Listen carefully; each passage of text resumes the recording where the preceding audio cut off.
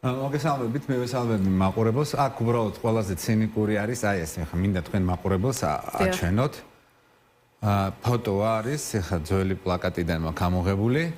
ანუ ამ ადამიანმა, რომელიც კომისიაზე არის, ბატონი სუბარი, დააკავა ოქროაშვილი იმის გამო, რომ კომისიაზე არ მივიდა. ანუ ცინიზმის და ორმაგი სტანდარტი ხო წარმოგიდგენიათ, ან ყველაზე ამაზრზენი კომისიის წევრი ამ მთელ პროცესში არის ეს ადამიანი, რომელიც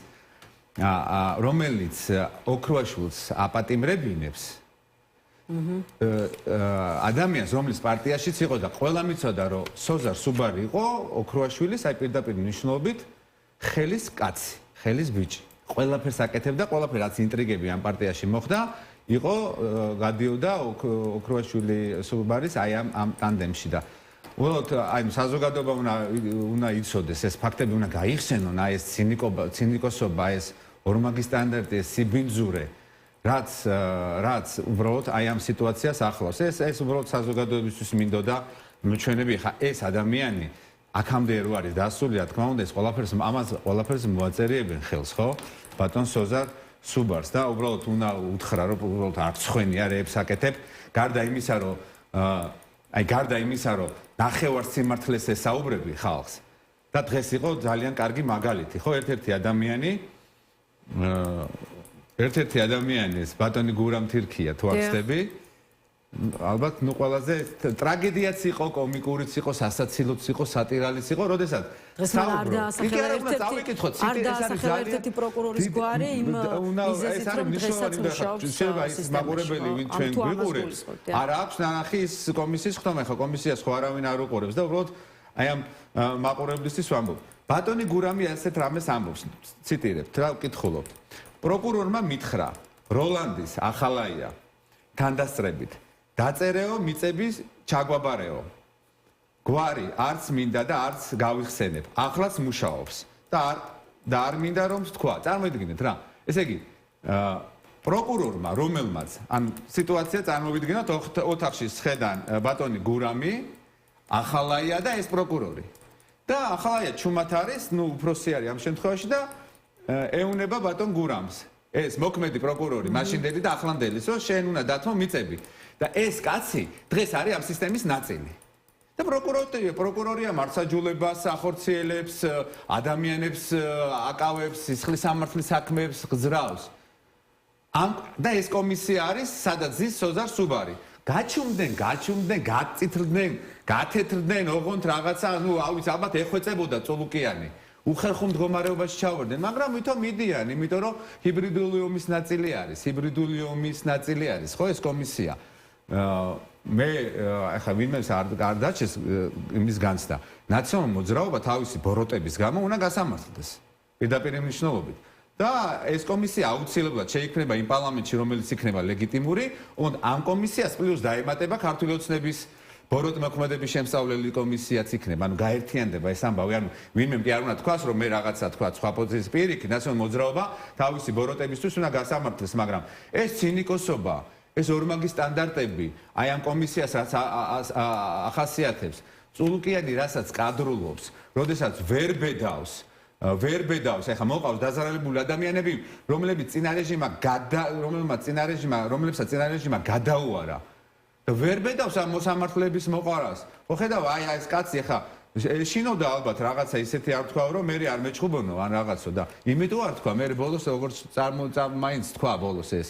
ალბათ მიხვდა, რომ როგორ დავმალო ადამიანი, რომელიც თავარი მონაწილე იყო. სააკაშვილი და მერაბიშვილი კი არ კითხავდა ამ ადამიანს. ის უშუალოდ პროკურორი აკეთებდა, იმიტომ რომ იმის ხელმოწერის გარეშე ეხა შენ ამას ვერაფერს ვერ წაართმევდა. და არა, ეს ხალხი დღემდე ყავს შენარჩუნებული ქართულ ოცნებას და იმიტომ არის აი ეს მართლა ამაზრზენი ეს ყველაფერი რომ ბოლოს რომ შევხვდით ერთმანეთს მაშინაც ითხოვდით რომ სააკაშვილის დროინდელი მოსამართლეები და პროკურორები დაებარებინა კომისიას გამოკითხვაზე მას შემდეგ რამდენიმე კვირა გავიდა კომისია ბევრი პირი გამოკითხა თუმცა საშუალებას იმის საშუალებას რომ ადამიანებს უთხრას ნახევარი სიმართლე დაეგერე ეს პატიოსანი კაცი რომელიც გააუბედურეს დარწმუნებული ვარ ერთი გოჯი მიწა არ ექნება ახალ ხელისუფლებას და ქართულ ოცნებას ამ ადამიანებისთვის და დაბრუნებული უბრალოდ აი ამ წარმოდგენისთვის სჭირდება და ამ ადამიანებსაც უკვე ამოვიდათ ხელში და ეუნებიან პირდაპირ პირში ეუნებიან წულუკიანს რომ შეკაიდეთ ბამიშვილო ეს ხალხი რატო აყავთ თქვენთან, ხო? ზუსტად იგივეს არ ამბობდა, მაგალითად, ბესო ხარძიანის შვილი, ისეც ბესო ხარძიანი, რომ ის კაცი, ვინც მამაჩემს პირში ასხავდა ნარკოტიკს, დღემდე თქვენთან მუშაობს და თანამშრომელი არისო. ვინმე მესხი.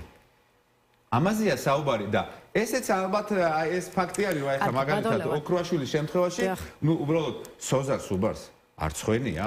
მისი კაი გეუნებით ეხლა იმ რაღაცა იციან ხოლმე საქართველოს გამოთქმებში შედარება რაღაცა ცხოველებზე არ შევადარებ, იმიტომ ცხოველი გაცილებით უფრო ამ შემთხვევაში უფრო პატიოსანი არის, ვიდრე ეს ადამიანი. ხელის კაცი იყო ყველაფერში, აი ინტრიგებში, იმაში, აი მოსამსახურე იყო ოქროაშვილის. პირდაპირ მნიშვნელობით და დღეს სოზარ სუბარი აი იჭერს ირაკლი ოქროაშვილის. აი ეს შეფასება მიმინდვია საზოგადოებისთვის. მე რა შეფასება უნდა გავაკეთო ამ ადამიანებს? აი ამის გაკეთება შეუძლია გააკეთებენ. ვიდრე თქვენ გააკეთონ. კარგი, ვიდრე თქვენ გაასამართლებთ ქართულ ოცნებას გულისხმობ მე არ მithქვამს გავასამართლებთ. მე ჩვენ იქამდე ქართული ოცნება აპირებს არსებული ოპოზიციური სპექტრის გასამართლებას და ისევ ეს თემა მინდა გავაგრძელოთ. აი რიგი პოლიტიკოსის აზრით ჯერ სად ვართ და ქართული ოცნება კიდე უფრო გასცდება, ასე ვთქვათ, სამართლებრივ ჩარჩოებს, ისე როგორც კიდე უფრო ბევრ ამეზე წავა თქვენი არაერთი კოლეგის აზრით. აი თქვენი აზრით რამდენად გაუშვებს ხელისუფლება ყველა იმ ოპოზიციონერ ლიდერს ციხეში, ვინც ამ შემთხვევაში გირაოს არ გადაიხდის. ამას პროცესი გვანახებს და დრო გვაჩვენებს. მაგრამ ის რომ ეს რეჟიმი რომელმასაც აქვს ხელისუფლება მიტაცებული, რა თქმა უნდა, ის ევოლუცირდება ნეგატიურისკენ. ამიტომ ჩვენ ნუ გაგვიკვირდება, რომ რასაც დღეს ისინი არ აკეთებენ და ხვალ გააკეთებენ, ამისი არ უნდა გაგვიკვირდეს, იმიტომ რომ ჩვენ ყოველთვის უნდა ველოდოთ ასეთი ტიპის რეჟიმებისგან ყოველდღიურად უფრო მეტ ძიმე, არასწორ, არაკანონიერ და ძალიან ბრუტალურ გადაწყვეტილებას. ეს ევოლუციის პროცესი არის. ოღონდ ბოროტების მხარეს არსებობს კეთილი ევოლუცია და არსებობს ბოროტი ევოლუციური პროცესი. ისინი მიდიან ბოროტი ევოლუციური პროცესისკენ და შესაბამისად ყოველი მომდევნო დღე იქნება წინა დღეზე უარესი. ნებისმიერი თვალსაზრისით, ნებისმიერი მოქალაქისთვის, ყველა მიმართულებით, ეს იქნება ეკონომიკა, ეს იქნება საერთაშორისო ურთიერთობები, ეს იქნება შიდა პოლიტიკური თემები, აგერ ხო ხედავ საკუთარი სისხლი და ხორცი გაყიდეს.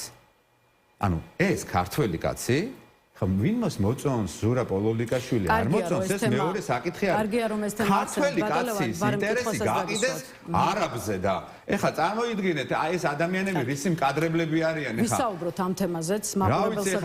ყველა გუშინ თემი თბილისი რაღაც ხვიჩა და გოჩა ახსენდებოდა აი პირდაპირ მნიშვნელობით გაყიდეს ეს ადამიანი რომელმაც მინდა გითხრათ რომელმაც ეს თანამდებობა აი 100% რო აიღო 100% რო აიღო გამარჯვების თქვათ იმ გაეროს დირექტორი იყო ერთ-ერთი ამაზე იმის ზემოთ გენერალური მდივანი არის ხო 90% 90%-მდე მისი მოგვარებული არის ეს ყველაფერი ჩვენი სახელმწიფო მაშინ როდესაც ჩვენ მას მხარს უჭერდით მე მაშინ უმრავლესობაში ვიყავ კი მნიშვნელოვანი იყო დადიოდნენ ბევრნი ვისაც ეხებოდა ეს მაგრამ ამ ადამიანმა ჩვენ ვარ დავხმარებოდით, მაინც გახდებოდა. მე ესეთი განცდა მაქვს და აი ამ ყველაფრისა მასთან არ არის ესა. პირიქით წარმოიდგინეთ, რომლებიც ახლა შემოგვიერთდა შევახსენოთ რა ხდება ზურაბ პოლოლიკაშვილის კანდიდატურა საქართველოს ხელისუფლებამ გამოიწვია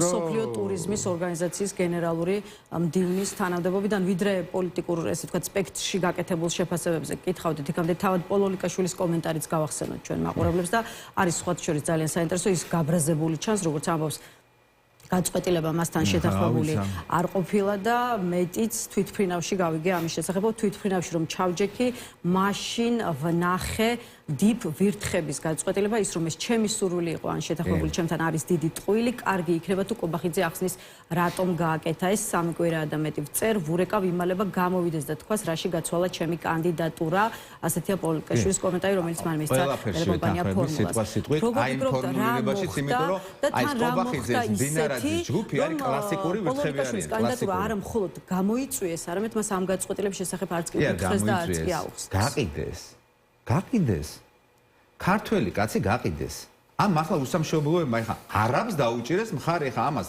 არაბების მიმართ კნინობითად კი ალაპარაკობ, მაგრამ მაშინ რა ინტერესი აქვს ქართულ ოცნებას, როცა საქმე ეხება არაბეთის გაერთიანებულ საამიროს. ვაჭრები ქორუისა რაღაც სოლდაგრების პარტია არის, ვაჭრების ფულის მკეთებლების საკუთარ მშობელს რო გაყიდიან ფულის გამო. მე რა ვიცი რა გამოივაჭრეს არაბეთის რაღაც ემირატების შეიხია ის ქალბატონი რაღაც ესეთი გვარი არის, ამბობენ რომ არის დაკავშირებული იმ ბიზნეს ფინანსურ ჯგუფთან, რომელზედაც აპირებენ მიყიდონ ნახევარი აჭარა, ბათუმი, ეს გონიოს და იქ ისინი ასიზავენ, ვის ჩამოიყვანენ, რას ააშენებენ, ამდენ კაც ჩამოიყვანენ, მე რა ვიცი, იმ კორპუსებში და კაზინოებში რა წილს მიცემენ ქართულ ოცნებას, ისინი ხო ბიძინა ივანიშვილი არის ფულის ყველგან ფულს ეძებს, ხო, ყველაფერში ფულს ეძებს, მისი ჯგუფი ყველგან ფულს ეძებს და გეუბნებით რომ ნების არ იხსნება რომ ყოფილიყვნენ გაბრაზებულები განსხვავებული აზრის გამო ამხელა თანამდებობაზე არის ქართველი მით უმეტეს ისეთ მნიშვნელოვანი მიმართულებით რაც არის ტურიზმი რომელმაც ძალიან ბევრი რაღაცა გააკეთა იმისთვის რომ საქართველოს როგორც ტურისტული მიმართულება ყოფილიყო ყოველთვის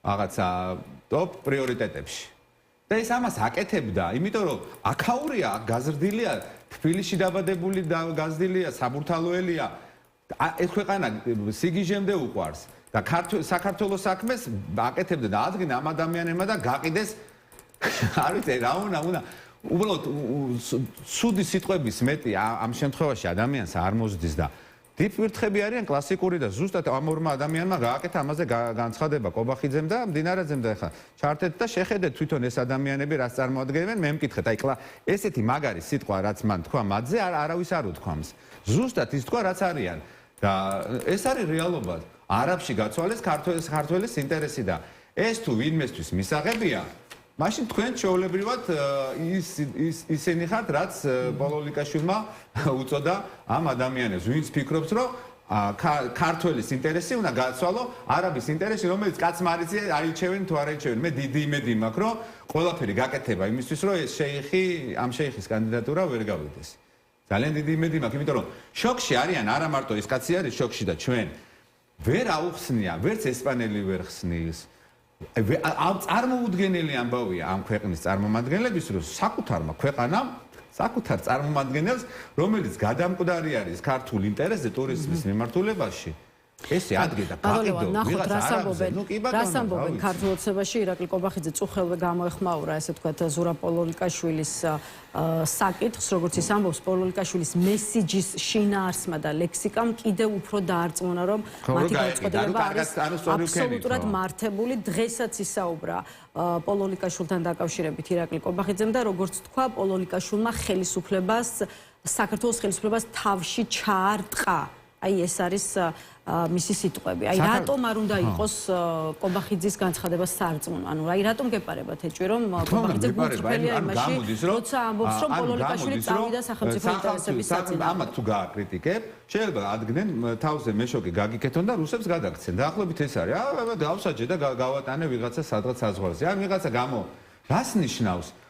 რას ნიშნავს თავრობას იმას ჩაარტყა თავში. მანამდე ხო არ ქონდა ამ ადამიანს ეს განცხადებები გაკეთებული, ხო? ხო არ ქონდა.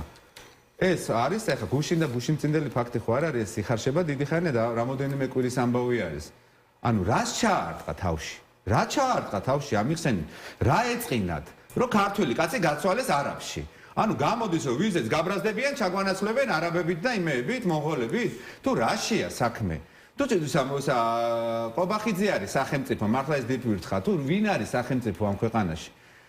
თუ თავისთავს უკვე სახელმწიფოს ადარებენ, ისე არიან გატოტუცებულები და აქ თავში ავარდნილი. აი პირდაპირ ნიშნავს თავის თავს სახელმწიფოს უთანამრებს. ეს მართლა რაღაცა გაუწონასწორებელი არა მდგრადი ფსიქიკის მქონე ადამიანი, რომელიც როში ამოწმოს ნორმალურმა ექიმმა, შეიძლება დიაგნოზი სხვანაირი დასვას.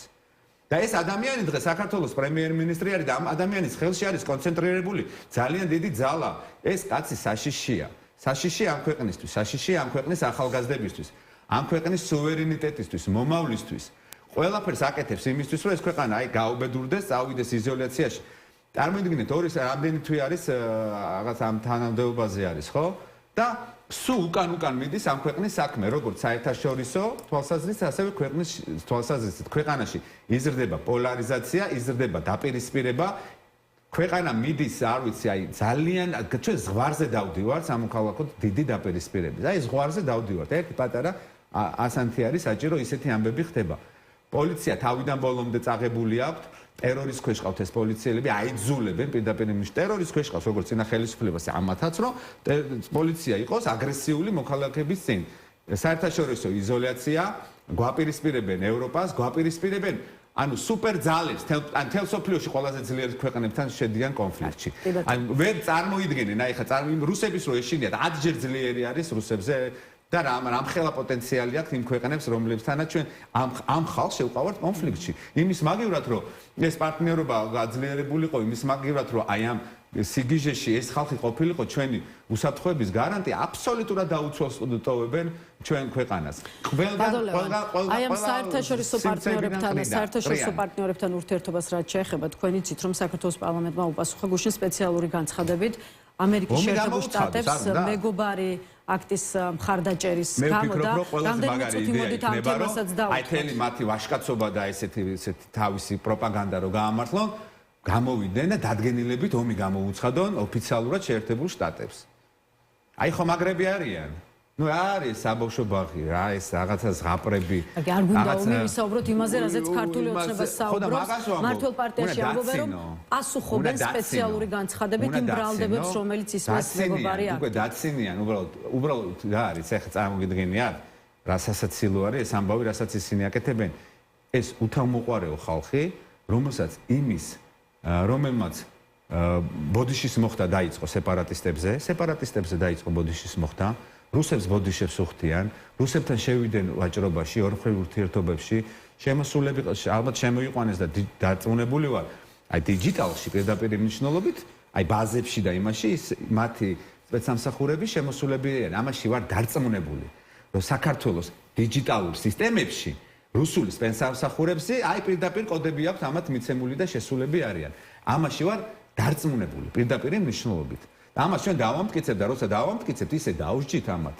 ისე დაუსჯით, რომ აი სამაგალითო დაიჯებიან, საქართველოს ისტორიაში რო დაიწერება, ამათი დასჯა, რომ მე მართლა მომავალში სხვას იგივე სიგიჟები არ მოვიდეს თავში. მაგრამ დრო არის, ამას დრო ჭირდება, მოთმინება ჭირდება, შრომა ჭირდება, ბრძოლა ჭირდება, ამ პოლიტპატიმრების მხარდაჭერა ჭირდება, სოლიდარობა ჭირდება ერთმანეთის მიმართ და ერთად დგომა ჭირდება აი ამ ძალიან მნიშვნელოვან ძირითად საკითხებში, რაც არის ევროინტეგრაცია, კონსტიტუციური პრინციპების დაცვა, 78 მუხლის დაცვა, რომ ჩვენ კანონის ხალხი ვარ და ჩვენთვის თავარი კანონი არის კონსტიტუცია და ჩვენ ბედნიერები ვართ, რომ ჩვენ ცხოვრობთ იმ ეპოქაში, სადაც საქართველოს აქვს საკუთარი კონსტიტუცია, საკუთარი სუვერენიტეტი და რა თქმა უნდა, ამ ქვეყანაში რომ რეალობა შეცვალო, ეს რეალობა უნდა შეცვალო არჩევნები და არა სხვა რაღაცა სიგიჟეებით, ამიტომ ჩვენ ვითხოვთ ვადამდელ არჩევნებს.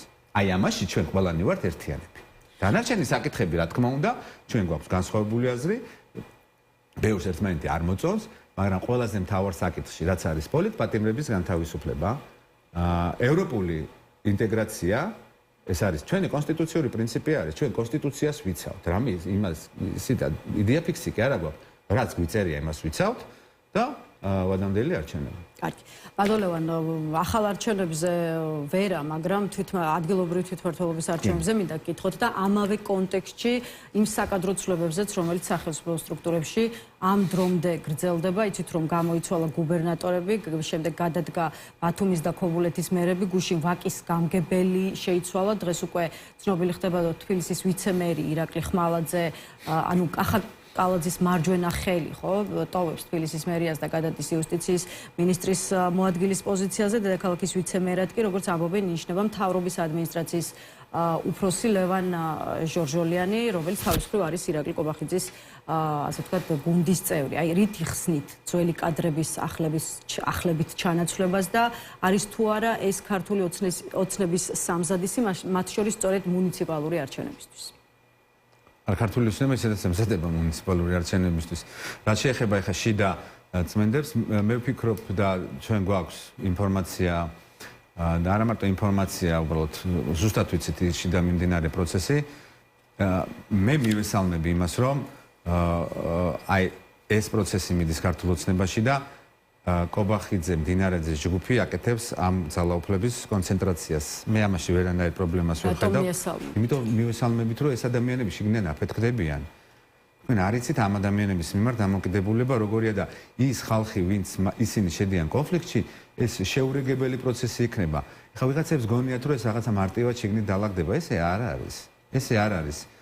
პირიქით, რაც მე შეავიწროვებს კობახიძე და მდინარეძე ქართული ოცნების ინფრასტრუქტურას საკუთარი ინტერესებით, ეს ჩემთვის არის მისასალმებელი.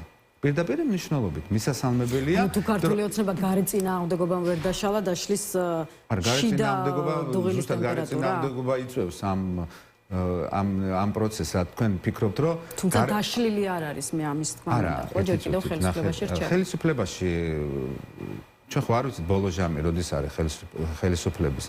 ანუ შეიძლება ისტორიული განმოსახედიდან პირობითად ვამბობ 27 ივნისს ხელისუფლება ჩამოიშალოს, მაგრამ 26-ში არა აქ იმის განცდა რომ ჩამოიშლება, ესე ხდება, ეს უცებ ხდება ხოლმე ეს პროცესი.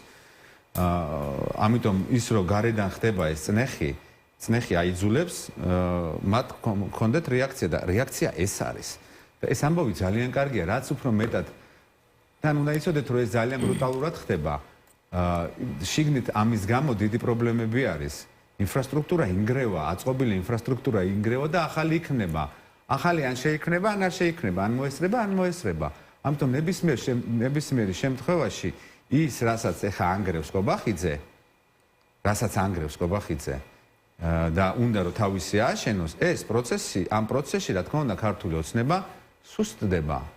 შიგნიდან სუსტდება, პირდაპირ მნიშვნელობით, იმიტომ რომ როდესაც ამის გაზომვის შესაძლებლობები დადგება, პირობითად ვამბობ, ადამიანელი არჩევნები, აი მან გამოჩნდება ზუსტად ამ გადაადგილებების. ამიტომ ეხა ჩვენ ამ პროცესზე კონტროლი არ გვაქვს, არავის არ აქვს გარდა მაგათი ამ კონტროლი, რაც უფრო მეტად ერთმანეთს აწყენინებენ, რაც უფრო მეტად მოუჭერენ ერთმანეთს, რაც უფრო მეტად ეტყვიან ეხა შენ ეს ფული ამდენი გაქვს მოსატანი, რაც უფრო მეტს ეტყვიან ეხა რიჟვაძის მამას და რიჟვაძეს რომ ამდენი გაქვს მოსატანი, რაც უფრო მეტად ეტყვიან რაღაცა ჯგუფებს რომ თქვენ ამდენი გაქვს, რაც უფრო მეტს ეტყვიან ღარიბაშვილს რომ ამდენი გაქვს წაღებული და ამდენი გაქვს მოსატანი, რაც უფრო გაღრმავდება ეს პრობლემა და ამ ფულის გამო რაც უფრო ერთმანეთს დაჭამენ, რა თქმა უნდა, როცა კონკრეტული დრო დადგება მაგალითად არჩევნებისთვის, ეს აისახება ეს სისტემები, რა თქმა უნდა. გასაგებია, ბატონოვან, თბილისის მერიაში საკადრო გადაადგილებაზე ჩაგეკითხებით, დღეს ახლა ბევრი პოსტი გვხვდებოდა სოციალურ ქსელში, რომ შემთხვევითი არ უნდა იყოს